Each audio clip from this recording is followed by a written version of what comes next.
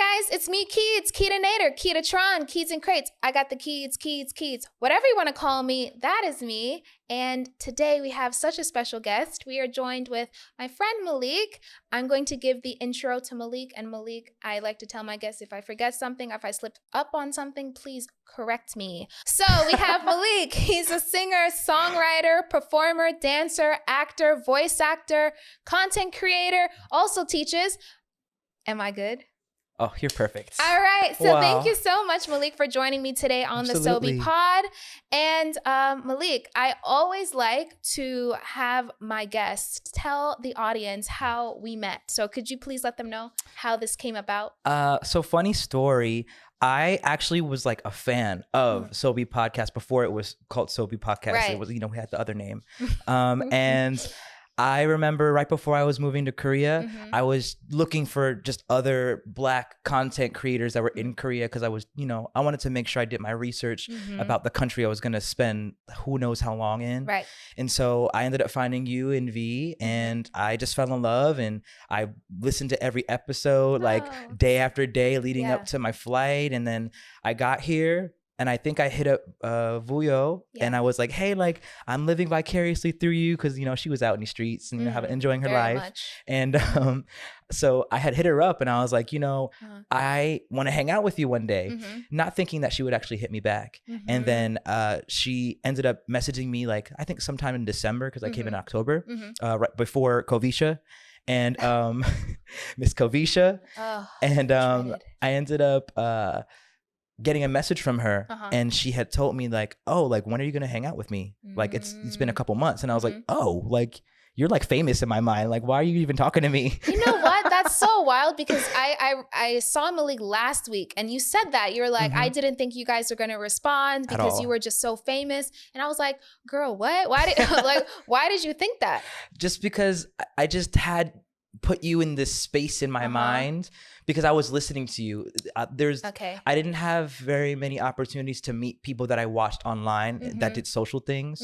So I was like, oh, like, you almost seemed out of reach or like untouchable. I understand. So I was just like, they're never gonna hit me up. They probably have so many people messaging them, making comments. Like, they're not gonna look at my one little thing. And then, I was wrong, and it kind of just fell into my lap. Yeah. So you messaged V, and then you met V first, and then I think I was trying to get her to meet you because I was like, I want to meet the both of you guys. Right. I think it took like a good month. Yeah, I didn't meet you right away because she was like, hey, there's this guy named Maleek, and he listens to, he's been a fan, and he came to Korea because of us. We should meet him. And I was like, oh, okay, sure. And then we ended up going out one night, and I don't even, do you remember where we were? We were in Itaewon, and we were, I think we were like right across from the station, from like exit 4 or something. We were crossing the street. I don't remember where we were going, but I remember, were we waiting for a taxi to go?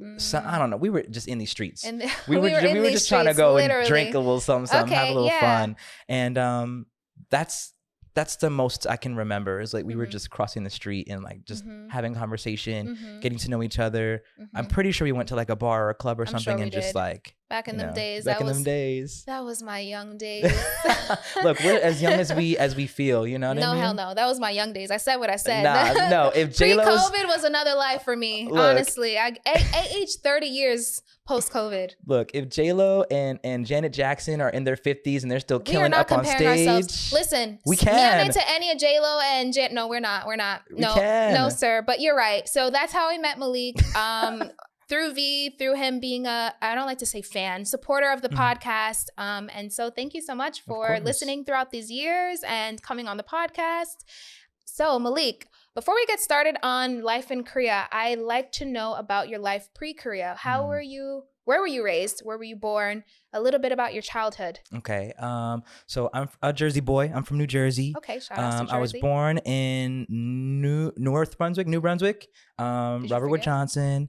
And I was kind of raised like in different places in New Jersey. Me and my mom, I grew up single parent household. It was me and my mom, and we had moved around like pretty much every single year in elementary school. Kind of hopped around a bit here and there. I went to go live with my dad for like a year. Was it a year? I think it was like a couple months, but I didn't finish the school year there. My dad lives in Florida. So I have lots of family in Florida, and but I ended up settling in a town called East Brunswick when I was a sixth grader. So that's kind of where I say I rep myself from. I'm an East Brunswick kid. East Brunswick, okay. So that's like close-ish to like Rutgers and like that area, if you know that college. I know East Brunswick. A few of my friends from Florida was actually from East Brunswick. So how was life in how were you as a kid back then, like in Jersey? Were you popular, introverted, very, what were you like? I was a little introverted. Like I've still always sang. I've always had this aversion to like create and to make music. And I didn't really discover that I could sing until I was about like 10 or 11, but I didn't do anything with it until I want to say 8th grade, like in junior high school. And I was in a chorus class. That was the first time that I had like sang. Shout out to Miss Reed, I love you down. And she was the first teacher and the first instructor that really made me feel that gave me that safe space to express myself musically. Music. Yeah. And we would do this thing every month called Coffee House. Coffee House? Yeah. Okay. And so she would give us time in class to like prepare a performance outside of class and then come in and we would just sit down, perform, watch everybody. It was really cool. And I remember the first song that I sang in front of anyone was Burning Up by the Jonas Brothers. Cause I was a Joe Bro fan, you know, cause they're from Jersey too. Who was your bias in the Joe Bros? Nick.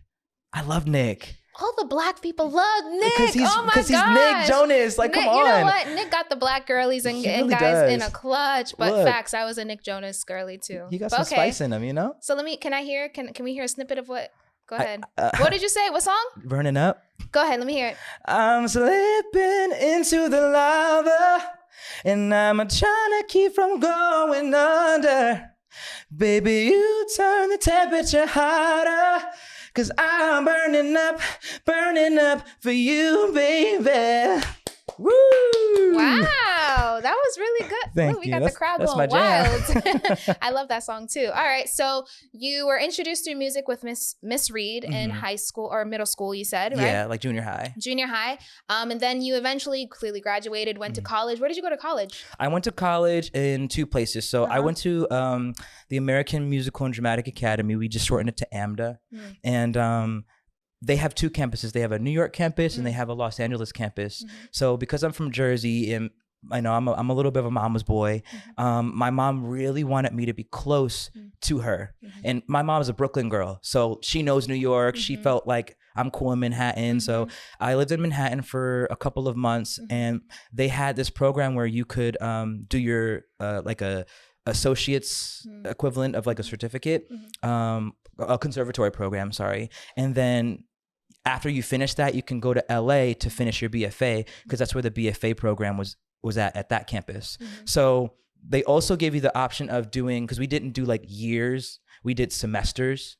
So when you're finished with your second semester, you can spend your 3rd semester in LA and then come back for your 4th, or you can stay there and finish it there. So I was like, you know, I want to do music. I want to, you know, and it was a musical theater school. And I did musical theater growing up, but that's because I was the only outlet, for performing that I had. So, so is that what your degree is in musical theater? Musical theater performing arts. Okay, yeah. So you got your BA, or is it BS? BFA. Okay, yeah. So you got your BFA in musical theater. But somehow you went from that to becoming a teacher in South Korea. Yeah. How did that work? What was that trajectory like? So we're going to rewind back to when I was a kid again. Rewind. All right. And I'm going to tell you like a little story. Okay. So I've always been a really big fan of K-pop, right? When I was like in 2010, so probably sophomore in high school, I believe. Sophomore. Okay. I was really into this video game called Kingdom Hearts. Are you familiar with Kingdom Hearts? No. It's like Disney and like, what is it? Final Fantasy, like kind of put together, and it's just really big, complicated, popular game. Okay. But the theme song was sang for both games because it's like a conglomerate of games. But the first 2 were really big at their time. Yeah. So the first game had a theme song, and the second song had a theme song that was both sang by this Japanese artist named Utada Hikaru, who's like a superstar over in Japan. And I have always been like a music person where like I want to know who wrote the song, where they recorded it, how long it took them. Like I want to know all the kibbles and bits of it all. So I would always wonder, why is this chick like not super famous over here, but everyone knows this song, everyone knows this game. So I just did my own research and I looked her up and I ended up finding out that she was like this big superstar and I became obsessed with her discography. But she was J-pop. Yeah, she was J-pop. Okay. So I also had a friend named Phoebe, shout out to Phoebe Chu. She was an underclassman, so just a year under, and she was Chinese, but she also listened to K-pop. But this is before my K-pop, discoveries. Introduction, right. You're right. So I would go and hang out with her because we lived in the same neighborhood. And the thing about K-pop is like they always have a lot of like choreography. Yeah. And it's like set choreography. It's not just like them like video vixen dancing. No, right. So I would be, as a self-proclaimed dancer, I would learn them with her and she would teach them to me, and then she would introduce me to other songs and other groups. And I remember she told me about this is a song called Haru Haru by Big Bang. And I think that's a pretty well that's a huge song. But she was like, you got to listen to this song. And I'm like, girl, like, I don't want to listen to the slow ass shit. Like I want something that's bumping. Because you were in J-pop at the time, and then you felt like K-pop was a bit slower. I thought it was just like gimmicky almost. Okay. Like it was just a little too like they call it aegyo out here. It seemed a little too aegyo to me. Too cutie. Yeah. Okay. But then that was like something that was different. Yeah, it was so different. Right. But I still kind of like, I was on my J-pop bag. So I was just like, oh, whatever. Yeah. But then at the time I would go on my Nintendo Wii because I didn't have a computer, a functional computer. Right. And so I would go on my Nintendo Wii to go on the internet, and they had YouTube. Yeah. So I would go on YouTube, and on the sides of my J-pop videos, I would see K-pop suggestions, and it wasn't in English, but I could recognize the calligraphy, I guess. And I knew it wasn't Japanese, and I knew it wasn't Chinese. And I was like, I just talked it up to being Korean, and I was right. So I would just see like Girls' Generation and 2NE1 on the sides, 2PM, 2 8. Like I would see all the groups, and I'm like, who are they? And then I would go and hang out with Phoebe, and she'd be like, you got to listen to this song. And they're the same groups that I'm seeing in the suggestions. And I'm like, you know what? Let me give them a chance. G, baby. And I was like, oh, that's damn. How it started. That's how it started. Okay. And so then I kind of went into that spiral. Yeah. I fell in love with K-pop, and then I got sick of like the poppy part of K-pop because I'm an R&B girly. Right. So I was like, okay, I love the Korean pop, but where's the Korean R&B? I need to see that. So I looked it up and I found it, and I was like, oh, when I make music, this is the sound that I want to. Who was the artist that you felt like was the Korean R&B artist that you were like, this is it? Who was that first person? Bonnie. Her name is Bonnie. Oh, I don't know Bonnie. Her like real name, because she had a song that was released. Her real name is Shin Bo-kyung. Okay. And she has this really famous song with this one group, but she was like featured on the song. It's pretty famous out here. But I don't remember the name. But I ended up finding her. Yeah. I literally typed in K R&B, and she was the first person. Her EP was the first thing to pop up, and the EP was called 1990. And she had like this fur fox looking hat on, and she was like so pretty, and she was just like just killing it, like giving face. Yeah. And so I was like, who is that? Yeah. And I clicked on it, and it literally sounded like it was just straight out of like a 90s like. We don't support this man, but it was giving R. Kelly, Aaliyah-esque R&B, like sonically speaking. And so I was just like, whoa. And then she could sing her ass off. Okay. And so that was the introduction. That was the introduction. So from J-pop to K-pop. Right. So I had been listening to it for all these years. After I graduated college, I stayed out in Hollywood because I was living in Hollywood. I moved to North Hollywood, and I was trying to get into music, but my background was in musical theater. So like I knew how to audition, I knew how to get into a room and get agents and stuff, but that wasn't what I wanted to do. I was like, I want to try to do music. I want to produce my own stuff. I want to write my own stuff. I want to do everything. So I ended up trying to kind of do that. And living in LA, if you're not American, LA or just California in general is if not one of the most expensive states to live in, like it's overall. Insane. So it's insane. Imagine being an adult for the first time in your life, fresh out of college, and the first place that you're living in is living in squalor. Yeah. You're living if you don't have the money and you're fresh out of college, you're in squalor. It was a mess, Keita. Like it was really bad. I imagine. It's like New York. Right. So I I couldn't get studio time. I didn't have the money. I didn't have anybody to like work with or collaborate with. Anyone that I did know that I could collaborate with wasn't in the same kind of genre that I wanted to make. So it was like I couldn't really find anything worth. I know that sounds so horrible, but like I couldn't find anything like worth collaborating with them with. Like I didn't feel like I could get anything from that. Doesn't sound bad. So so you're like, F it, I'm going to Korea. I mean, kind of like I was just so sick of the grind of like, because I was a swim teacher there. Oh Lord. And so he swims or whatever.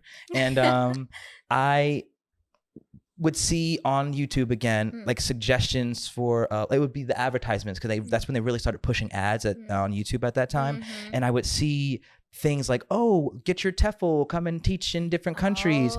And I was like, So I did some research on it, and I found out that Korea is one of the best places to do that at, because of like the benefits and stuff. You know what it is. So, excuse me. So I had discovered that, and I was like, you know what? Maybe this is what I could do to like finally get my foot in, have some financial stability, and get into the music industry. And then also just go to a country I've always wanted to go in, and have been so, for lack of better terms, like infatuated with the music culture. Right. Because at the time in America, like the sound was not what it was in Korea. And I feel like Korea is always like behind sonically when it comes to things. It's like things that are popular to us now will become popular in Korea like 5 years later. Like they're still bumping Umbrella in the club like it came out yesterday. Umbrella? Like by Rihanna. Yeah.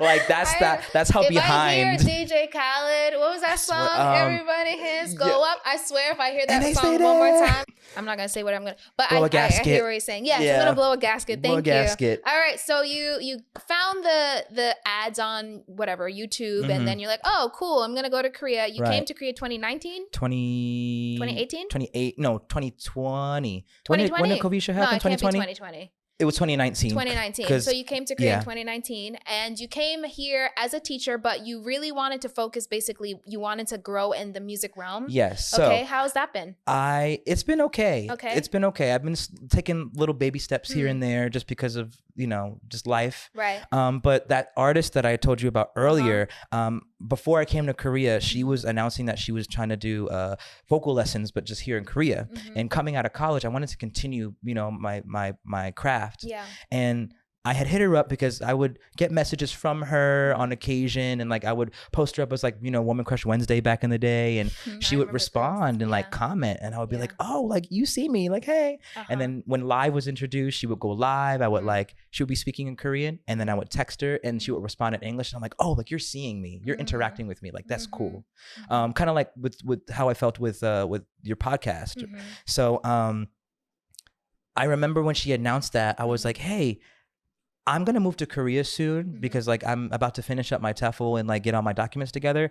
And I want to do lessons with you because I had a tonsillectomy like at the very end of my college career. So after I graduated college, I had never like used my new voice because my voice had totally changed. Yeah, it does after that. And so I was just like, I want like proper training for this new voice. Yeah.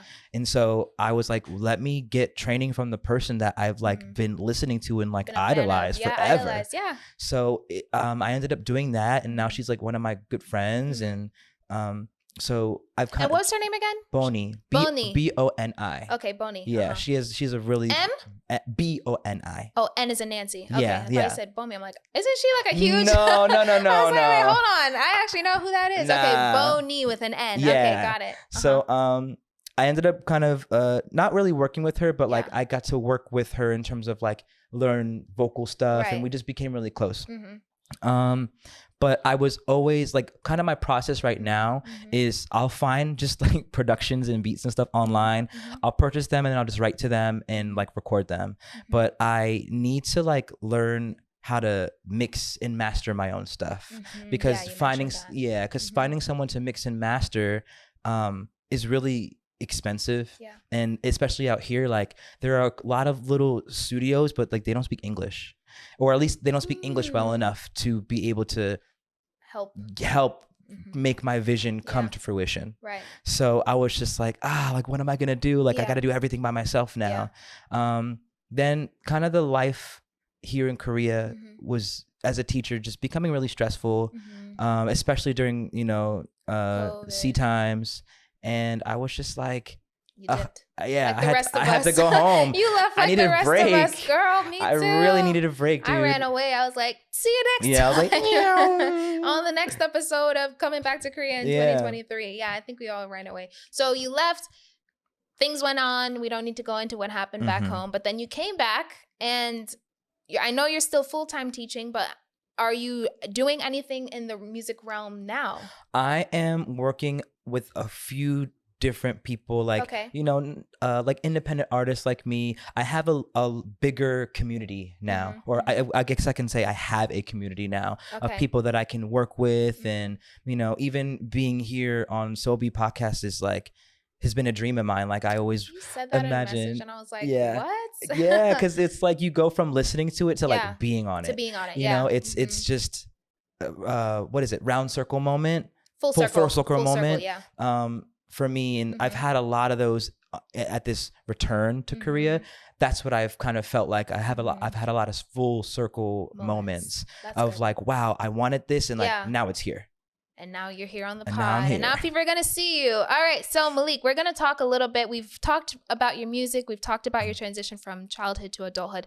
We're gonna play a very quick game. Fine. All right, because you are in music, your passion is music. I know you do voice acting and acting and all that, but I would say, is your passion music? My passion is music. Okay. Yeah. So let's test your music knowledge. Ooh. I'm gonna give you some songs. Okay. I want you to finish the lyrics. Now you said R&B is your like go-to, it's like my forte. It's your okay. Well, girl, I don't got that many I got maybe like 2 on here, but there's not that many. I think I have 3. Okay. Because we are in Korea, we have to give you the official OG. I don't care. BTS. I'm a BTS stan. Okay. Okay. So I'm gonna sing part of Dynamite song. You need to finish the lyrics. Oh God. Okay. It's not gonna be that hard. It's the chorus. It's the chorus. All right.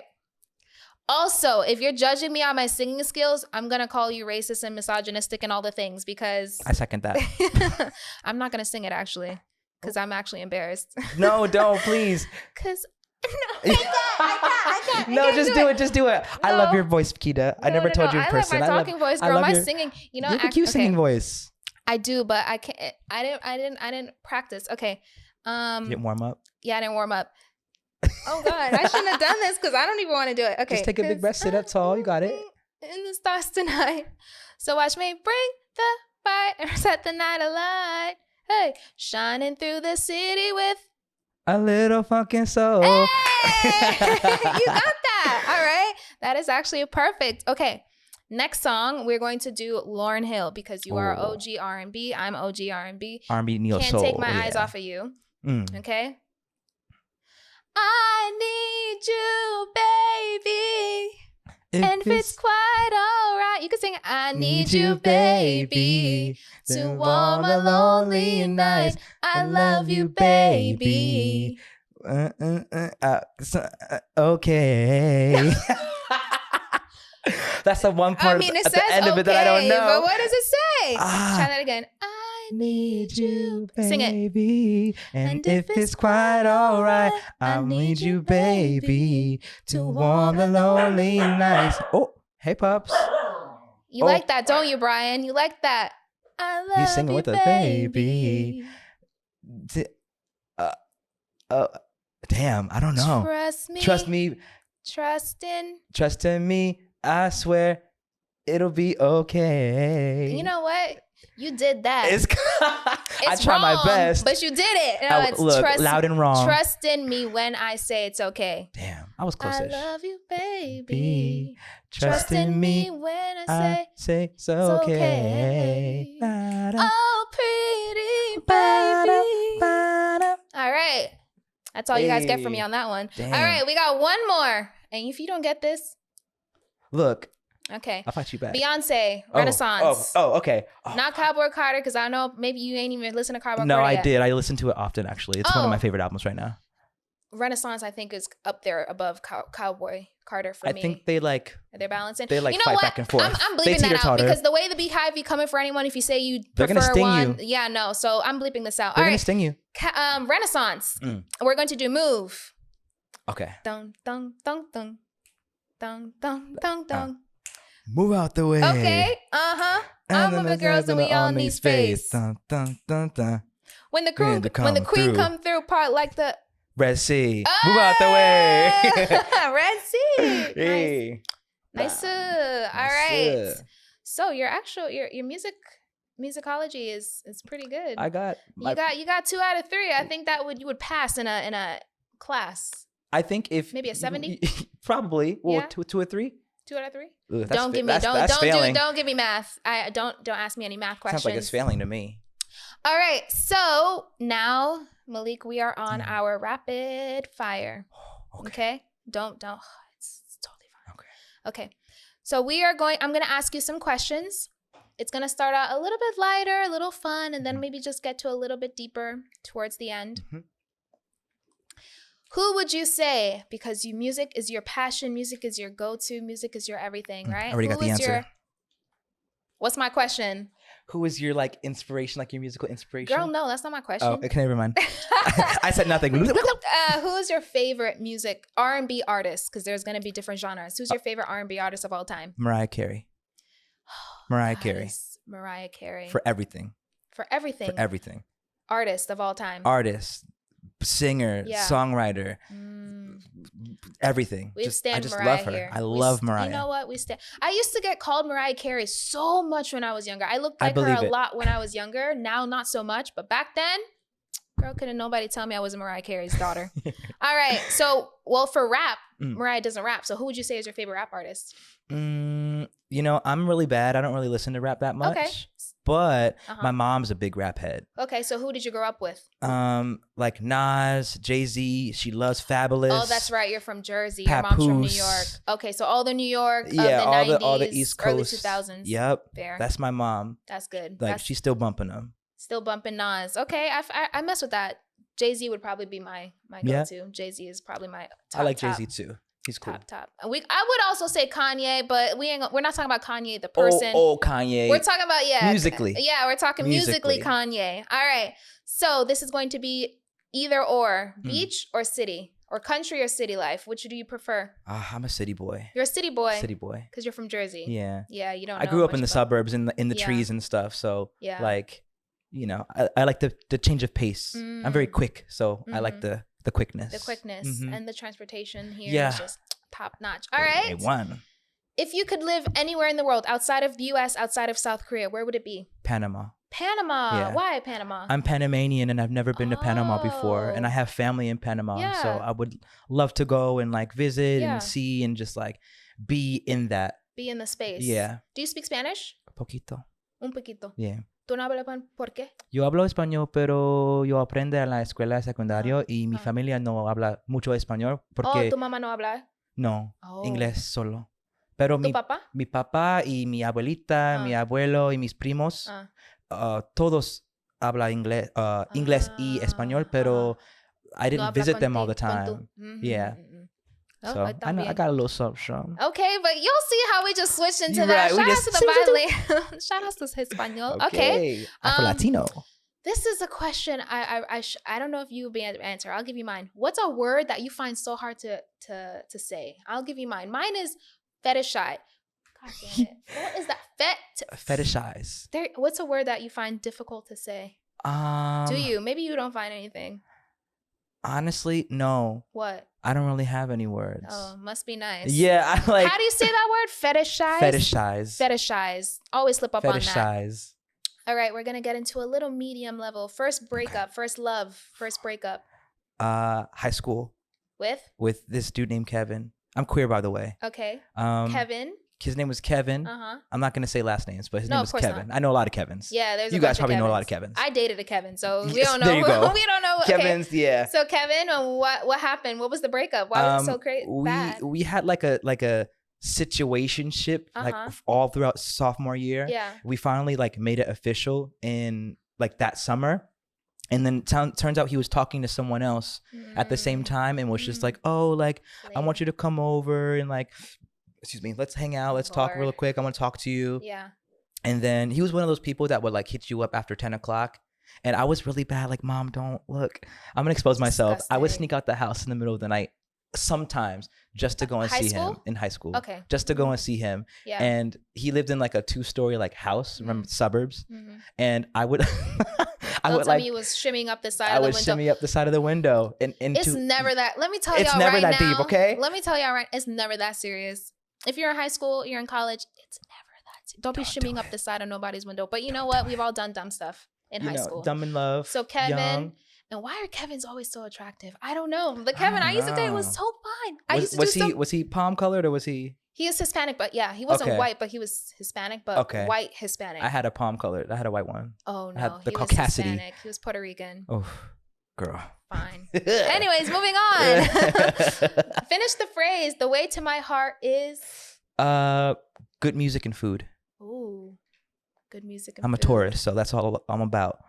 Art, beauty, and food. Finally, somebody that knows their sun sign. Okay. I know my sun and my moon and my rising. Your sun, your moon, and your stars. If you had to describe your style in one word, what would you describe it as? I'm still kind of developing it, but I would say like chic urban. Chic urban. Chic urban. Okay. A little like, if you could throw like Aaliyah. Like a male Aaliyah, that's what I would say. It's given like sweet and street, because I'm a suburb guy. I love that. Chic. You said chic and sweet. Chic street. Ugh. Chic street. Okay. And you said Aaliyah. I used to always tell people Aaliyah was my cousin because we have the same last name. Yeah. Houghton and Houghton. People believed it to this day. She might be. She might be. Shout out to Aaliyah. R.I.P. I cried when she passed. Oh, me too. Like a baby in my mom's lap. I had a poster in my room me of too. Aaliyah. I had all her albums. I still bought her shit. Man, when her passing, when it happened, I don't want to talk about it. It hit me hard. All right, I like that. Now we're gonna get into like the more deeper. Yeah, it's only a few of them. Okay. What's one thing you think about when you hear the word success for you? Not just success in general. Stability, comfort, and happiness.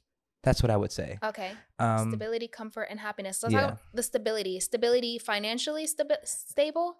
Financially, and then also like, because we kind of live, we're artists, and we live a freelance life essentially. Yeah. So it's like, once one big project is finished, it's like you don't know where the next one's going to come from. Yeah. And so I feel like if I can get myself to a point where I can have stuff racked up that can get me that financial stability, then I'm stable and I feel successful. Like, okay, I'm good. I can eat. I can take care of myself, and then I can start to take care of others. Because it's like when you're in the plane, they say put the mask on you before you help other people. Right. That's kind of where I'm trying to build myself. I'm trying to put the mask on myself first before I'm like, here, you okay? Yeah. So right now the plane is kind of at turbulence right now. Yeah. You're still finding the way. Yeah, it hasn't fallen yet. Starving artists, go through. Starving. Yeah. Not calling you, but you know what I mean. Yeah. Okay, that's a good one. So stability is success to you, and I'm thinking because you said you were raised in a single family home, that kind of plays a part of it, right? Yeah. Definitely. Yeah, I can understand that for sure. Okay. I don't know if I'm going to ask it. Do you have any big regrets in your life? And if you do, what is that regret? Yes, I do. What is it? I have, do I want to tell the story? You don't have to. Please don't share anything that you're not comfortable sharing. I think I can like compartmentalize it. Okay. I was dating someone. We weren't official, but we were like dating. I would see them every weekend. This was here in Korea. And I remember we had talked, we had fallen off because they thought that I was for the streets and I wasn't. They were just jealous. And I remember after that had happened, things had kind of like fizzled out, and they were in the military. Okay. So I'll say that much. Okay. They're Korean. No. Okay. They military back home. Military back home, but lived here. Got it. And they lived off base. Okay. And I remember I had gone to a party and I had found out that someone that I also knew had slept with them while we were talking, and they had denied it. And I remember afterwards, we had kind of like broke everything off, and I found that out. I remember, this is like not in any kind of chronological order. I'm just going to like say. No, okay. some time had passed after we had a conversation about and kind of like fixed everything essentially. And we were like on friendly, neutral grounds after that. And I remember I was hanging out with another friend in the military. We got into an argument and they basically ditched me to go on base. And I was stuck in the town that this person lives in. I had seen them. I had been drinking from 3 p.m. And at this point, it was like almost midnight, maybe 10 o'clock. No good conversations come after a bunch of drinking, but continue. I had seen them eating. They were out of their house. And I still had the code to their home. Don't tell me you snuck into this man's house. Yeah, I did. And okay, I did it because I knew that when I was there, I would have remnants of myself, like, you know, shampoo bottles or like things that I left there for the next time I would go there.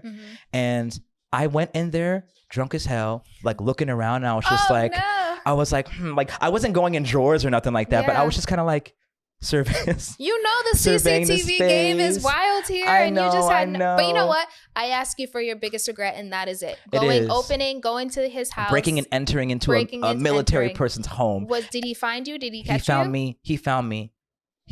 He walked in on you going through his stuff? No, I had done it like 2 or 3 times. Oh my.